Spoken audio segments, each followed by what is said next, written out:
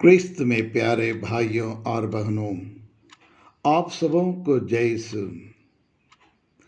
प्रभु यीशु ने सूली पर अपना खून बहाकर और अपने गावों द्वारा सबको चंगा किया। अपने गावों द्वारा चंगा करने वाले हमारे प्रभु यीशु क्रिस्त की कृपा, शांति, अनुग्रह एवं आशीर्वाद सदा सर्वदा आपकी एवं आपके परिवार के साथ रहे। प्रिय विश्वासियों, आज हर एक मनुष्य किसी न किसी बीमारियों से पीड़ित है, जिसकी वजह से हजारों लाखों रुपया खर्च किया जाता है। लंबे समय तक परेशान होते रहते हैं और छोटे से बच्चे से लेकर बड़े तक किसी न किसी प्रकार की बीमारी की शिकार बन जाते हैं।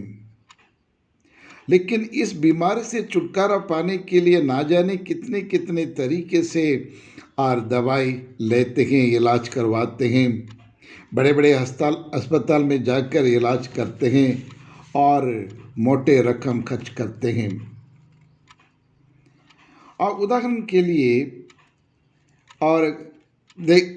के लिए ये इस पिछले 2 साल से जिस तरह से सारी दुनिया परेशान हो रही है, हर एक मनुष्य और इससे परेशान हो चुके हैं और परेशान हो रहे हैं वर्तमान में भी।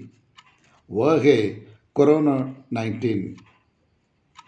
ये जब से कोरोना इस संसार में मानव जाति के बीच में आया, उसी दिन से आज तक हर एक इंसान और सुख शांति से नहीं रह पाता है, परेशान ही परेशान। लगभग 2 साल पूरा होने वाला है, लेकिन भरपूर इलाज करने के बावजूद भी अभी लोगों के मन में डर बना हुआ है। तन से, मन से, मानसिक रूप से पूर्ण चंगाई प्राप्त नहीं कर पाते हैं। हर एक इंसान परेशान है, मन में एक डर बैठा हुआ है। लोग निरोग होने के लिए ना जाने कितने कितने घंटे जिम में जाते हैं, एक्सरसाइज करने के लिए योगा करते हैं, मॉर्निंग वॉक करते हैं और परहेज रखते हैं भोजन से।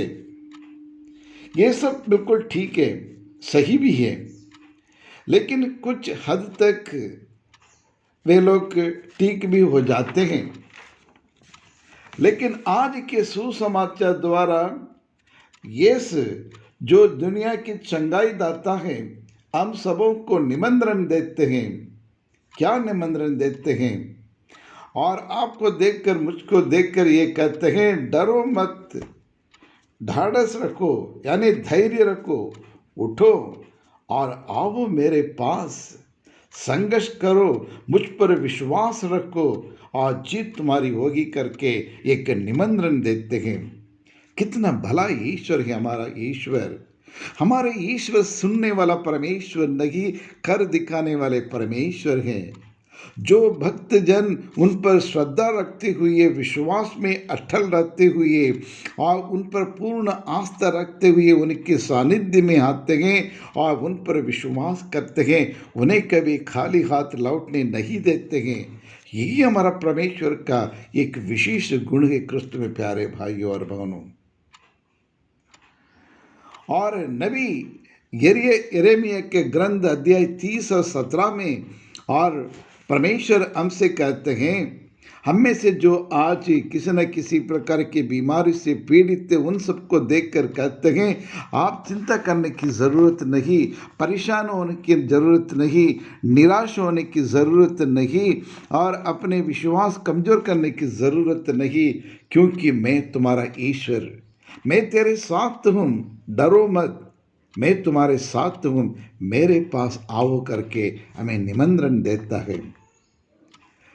नबी यिर्मयाह के ग्रंथ अध्याय 30 पद संख्या 17 में प्रभु कहते हैं, मैं तुम्हें चंगा करूँगा। मेरे भाई, मेरी बहन, मैं तुम्हें चंगा करूँगा। भले ये डॉक्टर, ये दवाई और ये जड़ी बूटी आपको चंगाई नहीं देता, लेकिन मैं तुम्हारा परमेश्वर, मैं तुम्हारा चंगाई करने वाला परमेश्वर, मैं तुम्हें चंगा करने वाला परमेश्वर, मैं तुम्हें चंगा करूँगा। और उतना ही नहीं, और तुम्हारे घाव पर भर दूंगा, तुम्हारे घाव पर पट्टी बांधूंगा, तुम्हारे घाव पर मैं तेल डालूंगा, चंगाई का तेल डालूंगा, तुम्हारे घाव भर दूंगा। कितने अच्छा बढ़िया संदेश प्रभु यीशु क्रिस्त में दे रखे हैं।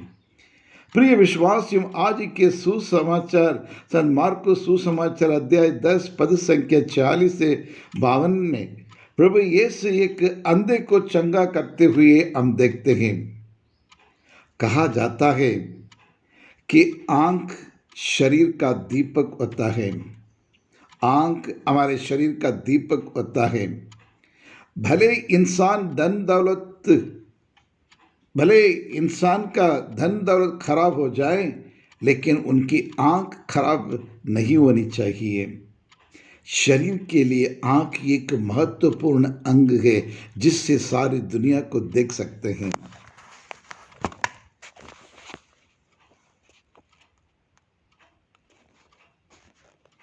प्रिय विश्वासियों, पूरे बाइबल के देखे चारों सुसमाचारों में 5 जगह अंधे लोगों को प्रभु यीशु ने चंगाई करते हैं। और ये सिनॉप्टिक गॉस्पेल में देख लीजिए। और प्रभु यीशु क्रिस्त 4 समाचारों में 5 जगह अंधे लोग और प्रभु से चंगाई पाते हैं। पहला, मत्ती के सुसमाचार अध्याय 9 पद संख्या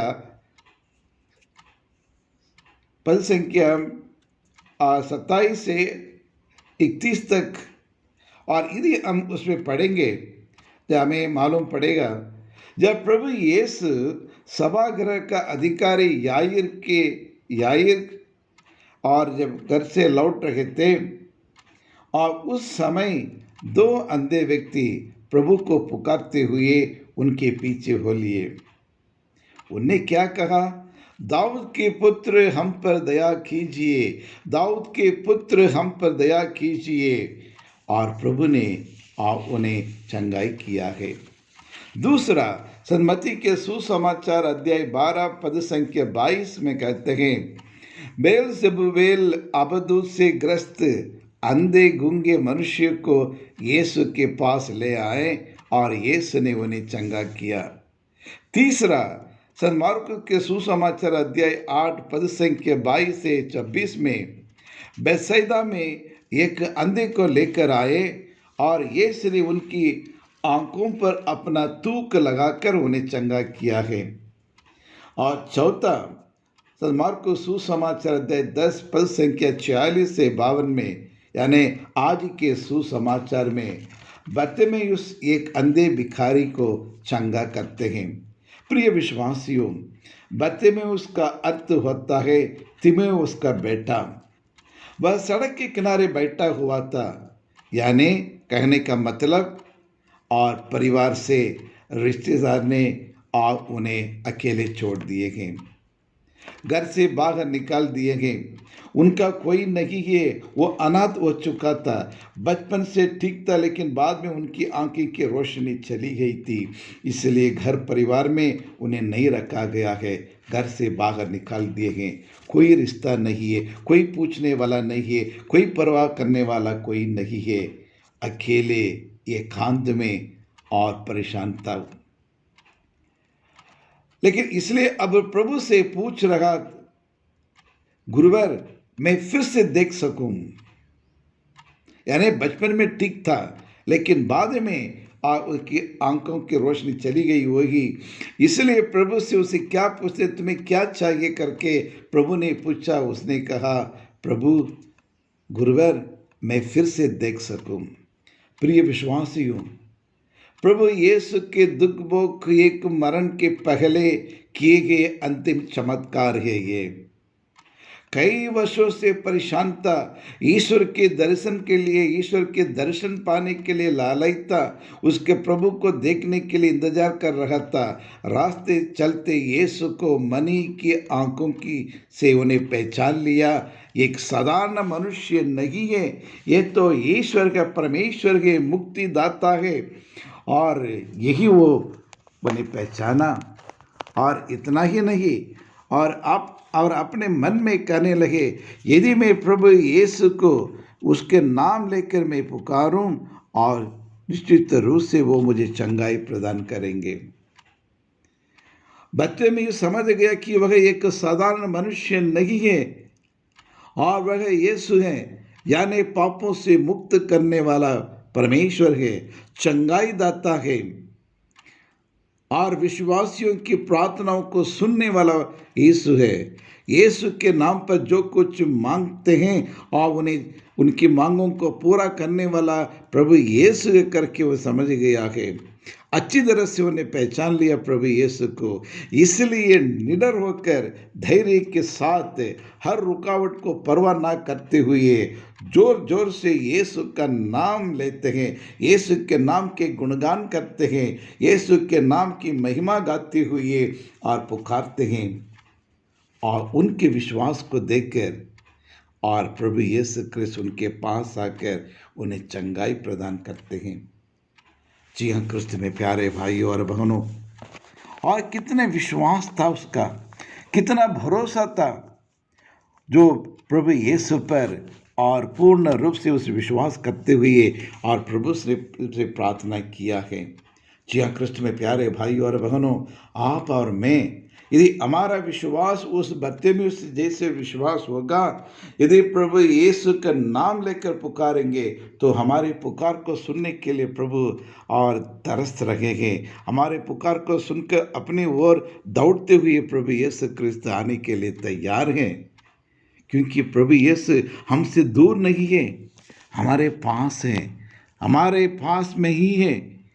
और प्रकाशना ग्रंथ अध्याय 3 और 19 ये कहता है, मैं तुम्हारे दिल के दरवाजे के पास खड़ा हूँ, खटखटा रहता हूँ। यदि आप आपके दिल की दरवाज़ा खोलेंगे, मैं अंदर आकर आपके साथ, आपके परिवार के साथ, आपके जीवन के साथ में साथी बनकर जीने के लिए तैयार हूँ, आपके साथ भोजन करने के लिए तैयार हूँ करके प्रभु यीशु क्रिस्त हमसे कहते हैं। विश्वासियों, आज हम में से कई लोग नाना प्रकार की बीमारियों से पीड़ित हैं, अनेक प्रकार से रोगों से पीड़ित हैं, परेशान हैं, मुसीबत में हैं, सालों तक इलाज करते करते थक गए हैं, ऊब गए हैं, लेकिन कोई फ़ायदा नहीं हुआ है, पूर्ण रूप से चंगाई प्राप्त कर नहीं पाते हैं, किसी न किसी रूप से निरोग बनने के लिए चाहते हैं, निरोग होने चाहते हैं, बीमारियों से छुटकारा पाना चाहते हैं, लेकिन हमारे अविश्वास के कारण, हमारे विश्वास में खरे ना उतरने के कारण, हमारा विश्वास कमज़ोर होने के कारण, हम एक निरंतर अपने विश्वास के साथ प्रार्थना ना करने के कारण हम अपने रोगों से मुक्त नहीं कर पाते हैं, मुक्त नहीं प्राप्त कर पाते हैं, बीमारी से चंगाई प्राप्त नहीं कर पाते हैं। तो आइए ईश्वर के पास बर्तिमेउस के समान हम पूर्ण आस्था के साथ ईश्वर के पास आकर हम प्रार्थना करें। प्रिय विश्वासियों, आज से लेकर 5 साल पहले तक मैं हमेशा, मेरे आंखों में रोशनी कम होने के कारण मैं चश्मा पहनता था। 10-12 साल मैं चश्मा पहनता था, लेकिन कुछ साल के बाद जब से मैं प्रभु यीशु के पवित्र प्रसाद के सामने बैठकर रोज़ आराधना स्तुति करने लगा, सुबह 3:30 बजे उठकर और प्रभु के सामने बैठकर रोज़ आराधना करते आ रहा हूँ। जब ऐसे प्रार्थना करते करते 1-2 साल करते आया, तब बार बार और लाइट चले जाने के कारण मोमबत्ती के रोशनी से मैं स्तोत्र गीत को पढ़कर आराधना नहीं कर पाता था। कई महीने साल बीते, तब प्रभु से, और जब इस चमत्कार के बारे में मैंने पढ़ा, और वहाँ से मुझे और एक मोटिवेशन मुझे मिला। जब बर्तिमेउस जो खोए हुए उस दर्शन को और उस रोशनी को पा सकते मैं क्यों नहीं। और मैं भी ईश्वर के सामने और बैठ कर ईश्वर से प्रार्थना करने लगा, प्रभु मुझे भी इस प्रकार उस प्रकार देखने को फिर से मेरे आंखों की रोशनी मुझे लौटा दे, ताकि मैं आपकी आराधना और अच्छी तरह से कर सकूं, बिना और चश्मा में पढ़ सकता हूं और देख सकता हूं करके प्रभु से मैंने प्रार्थना की। ईश्वर के सामने मेरे सारे गुनाहों को, मेरे कुकर्मों को, पापों को मैंने प्रकट किया, क्षमादान पाया। और एक दिन जब लाइट चली गई और उस समय मेरे पास चश्मा नहीं था, और बाइबल को खोलकर मैं स्तोत्र गीत का आराधना के लिए जो निकाला और बिना चश्मा में पढ़ पाता था। Praise the Lord, hallelujah hallelujah. ईश्वर की स्तुति हो, ईश्वर की आराधना हो, ईश्वर की महिमा हो, और आदर और सम्मान सब प्रभु यीशु के लिए है, क्योंकि प्रभु ने मेरे जीवन में ये चमत्कार कर दिया।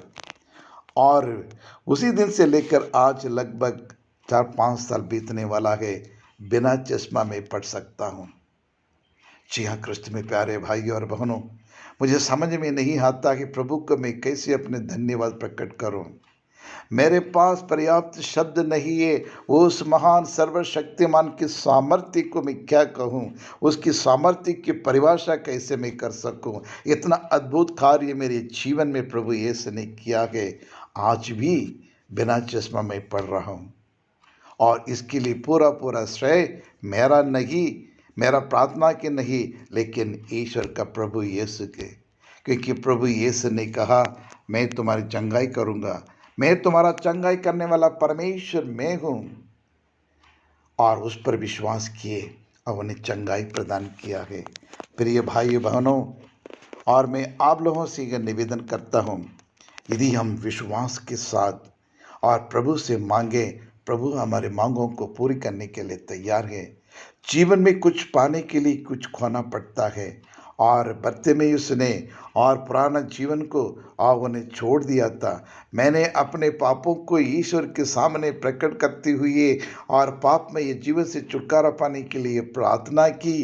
कई महीनों सालों तक प्रार्थना करते आया, लेकिन ईश्वर ने मेरी प्रार्थना सुनी। आज मुझे बिना चश्मा पढ़ने के लिए और प्रभु ने मेरी आंखों में रोशनी भर दी। आपके जीवन में परिवार में कई प्रकार की समस्या होगी। पति पत्नी के बीच लड़ाई झगड़ा होगा, और अपने रिश्तेदारों से लड़ाई झगड़ा होगा, या आपके परिवार में कई प्रकार की बीमारियां होंगी। लेकिन सब प्रकार की बीमारी को दूर करने के लिए प्रभु तैयार है, यदि हम विश्वास के साथ निरंतर प्रार्थना करते रहें ईश्वर की योजना के अनुसार, और ज़रूर आपके जीवन में चमत्कार करने के लिए तैयार है। तो आइए ईश्वर से प्रार्थना करें। सर्वशक्तिमान शाश्वत परमेश्वर, शक्तिशाली परमेश्वर, विश्व मंडल में तेरे समान कोई ईश्वर नहीं है प्रभु। हमारी सारी प्रार्थनाओं को सुनने के लिए हम आपको धन्यवाद देते हैं प्रभु।